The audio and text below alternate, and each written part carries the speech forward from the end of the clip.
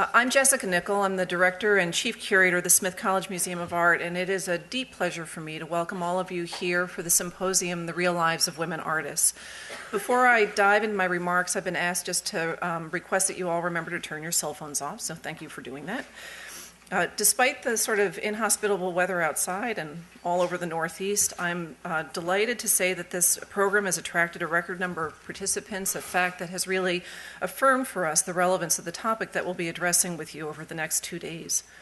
This symposium is made possible by an endowed fund here at Smith College, the Emily Hall Tremaine Fund, which was established in 1997 through the generosity of Dorothy Tremaine Hilt, a member of the Smith class of 1949.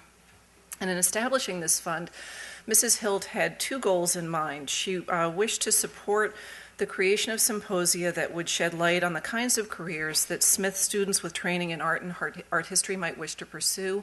And she also hoped that these symposia would serve to bring together Smith alumni who worked in these fields. The theme for this year's symposium, The Real Lives of Women Artists, was informed by conversations with members of the art faculty who felt that their students would value an opportunity to hear from working artists about the practical dimensions of how they are building rewarding lives and careers. Additionally, this program supports the goal of the Smith Design for Learning to reimagine a liberal arts education to provide meaningful and purposeful engagement in and out of the classroom.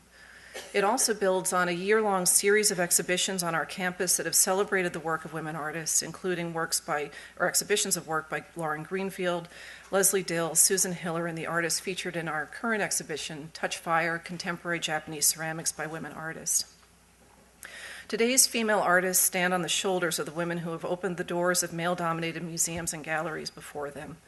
Many of those women are here today on stage and in the audience, and I want to thank you all for joining us for this important conversation.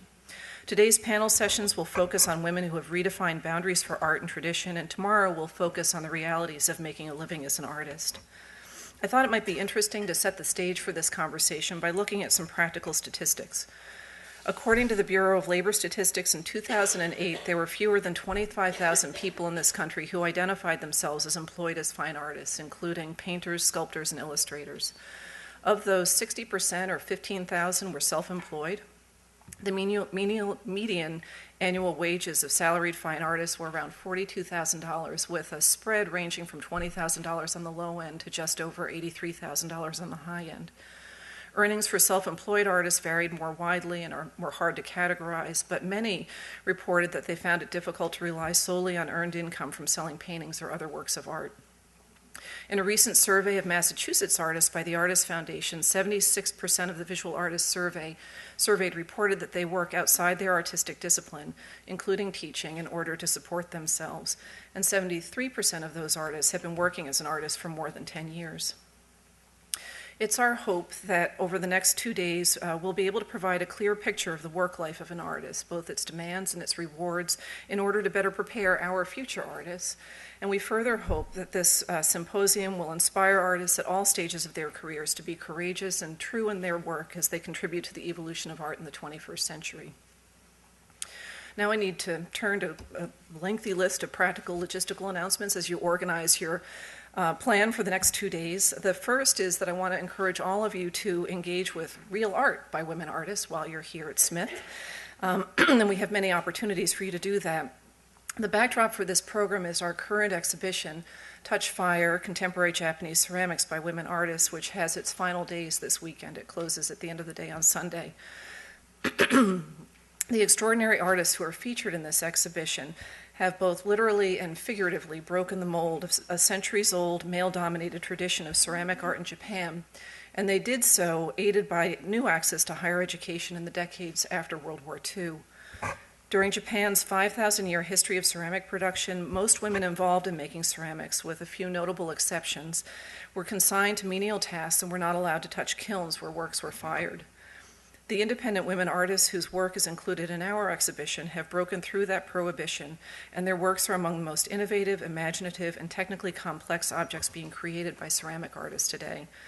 I hope that you'll make time to see this exhibition, which includes the work of Miwa Hanako, one of the speakers this afternoon.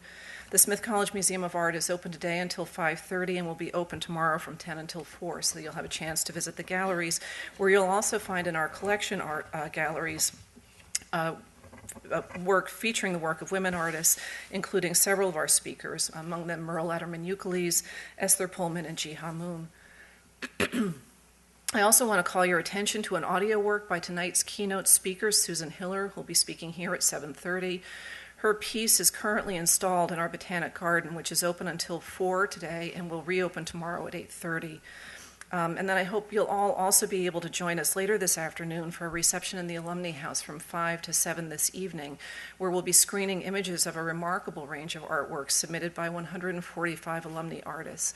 And you may have gotten a taste of this incredible virtual display upstairs in the registration area this afternoon. A program of this richness and complexity does not come together without the work of many, many people. I want to thank our program moderators and speakers who've given shape to this symposium through their formative insights and then through their coming participation. We've also benefited from the guidance of an advisory committee that included Professors Susan Heidemann, Fraser Stables, and Fraser Ward. Many students have lent their hands and minds to this project. Erin King compiled the videos celebrating the artists of Smith, which we'll show tonight, and Melissa Brior compiled our speaker biographies. Our Student Museum Advisory Committee, working in partnership with Margie Kaplan on the museum staff, developed a terrific marketing plan for this symposium that has brought out a record number of student participants. Virtually everyone on the museum staff has helped to organize this or contributed to this program in one way or another, but I particularly want to acknowledge the amazing logistical support provided by Louise Krieger. And this symposium would not be happening without the dedication of Tyga Ermanson's program planner in the museum's Department of Academic Programs and Public Outreach. Tyga's experiences as a working artist and as a graduate of this college give her a passion for this subject that's informed both her vision of what our symposium could be and her scrupulous attention to detail and organizing it, and I think we're all very grateful for her hard work. The college, little applause.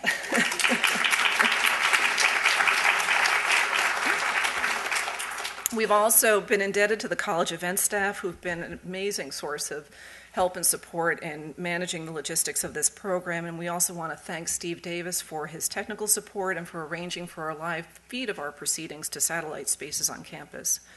Finally, I want to thank the Women's Narratives Project at Smith College for co-sponsoring this symposium and for the formative role that Jess Bacall, Maureen Mahoney, Jennifer Walters, and Susan Zachary have played. And now I'd like to turn the podium over to Maureen Mahoney, Dean of the College and Director of the Women's Narratives Project.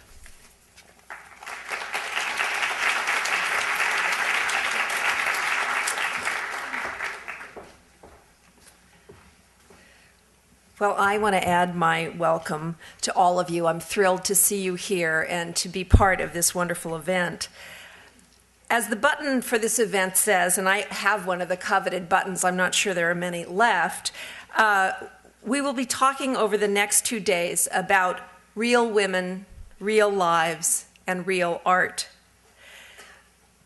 The question is, or at least one of the most important questions is, how can any one woman manage to live a life that allows her to support herself, pursue her art with passion and enough time, and have a personal life as well?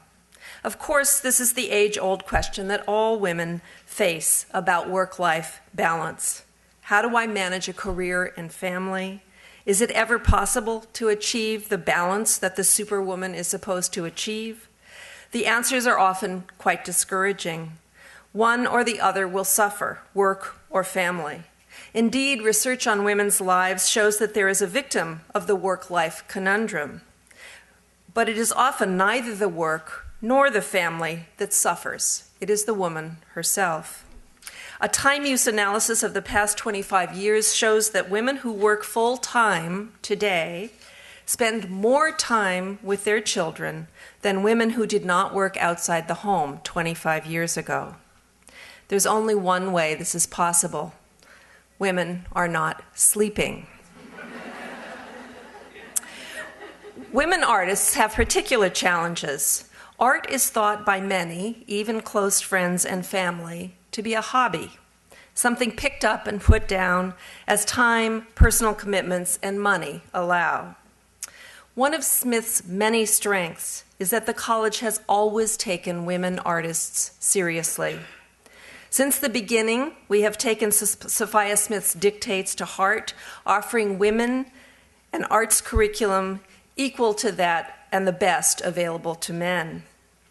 Art is thought by many to be a uniquely selfish pursuit.